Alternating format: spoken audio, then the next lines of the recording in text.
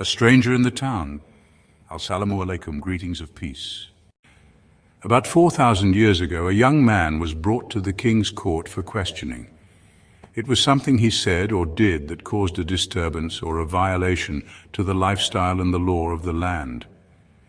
During the investigation, the young man said something which made the king dumbfounded.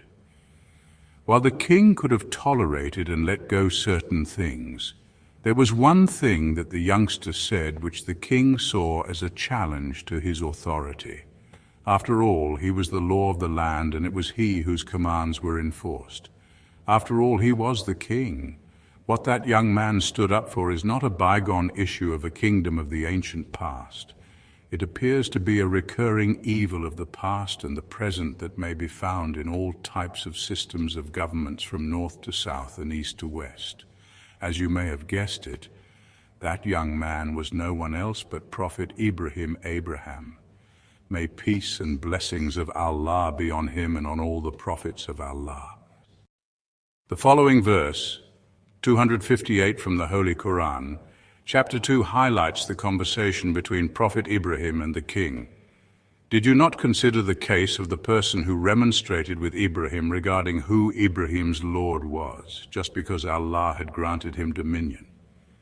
When Ibrahim said, "My Lord is he who grants life and causes death," he replied, "I grant life and I cause death." Ibrahim said, "But surely Allah causes the sun to rise from the east. Now you cause it to rise from the west."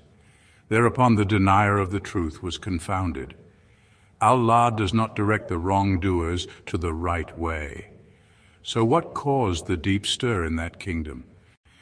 With all things considered, perhaps at the core was that one word, Rabb, that Prophet Ibrahim had said to King Nimrod, and that Allah, the Exalted, is the sole Rabb of the universe, and that it's only Allah who is the Rabb. The word Rabb has three meanings: 1, Lord and Master; 2, Sustainer, Provider, Supporter, Nourisher and Guardian; and 3, Sovereign Ruler, He who controls and directs. Allah is the Rabb of the universe in all three meanings of the term. Rabb is a very common, familiar word for all Muslims, from young to old. We recite it every time we stand up in prayer 5 times a day while reciting Al-Fatiha. Prophet Ibrahim flatly told the king that it is Allah who is the king, the sovereign, the judge, the lawgiver, and no one else can be.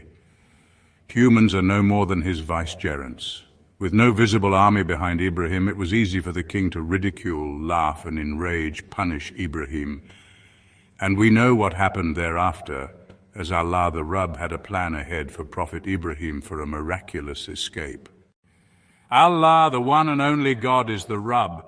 He is the king, the sovereign, the judge, the lawgiver, and no one else is. Humans are no more than his vicegerents. Our Rabb has given us al-Din, the complete way of life, through Prophet Muhammad, peace and blessing of Allah be on him. This way of life, al-Din, is based on the Holy Quran, the Sunnah, and the Seerah of Prophet Muhammad, peace and blessing of Allah be on him. It contains guidelines and instructions on all aspects of life, including economy, law, and justice for all.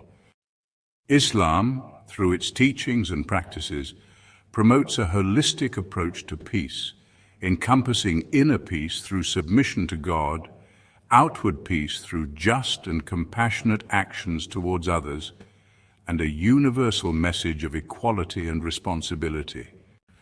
Allah, the Exalted, says in the Holy Quran, chapter 5, verse 8, "O you who have believed, be persistently standing firm for Allah, witnesses in justice, and do not let the hatred of a people prevent you from being just.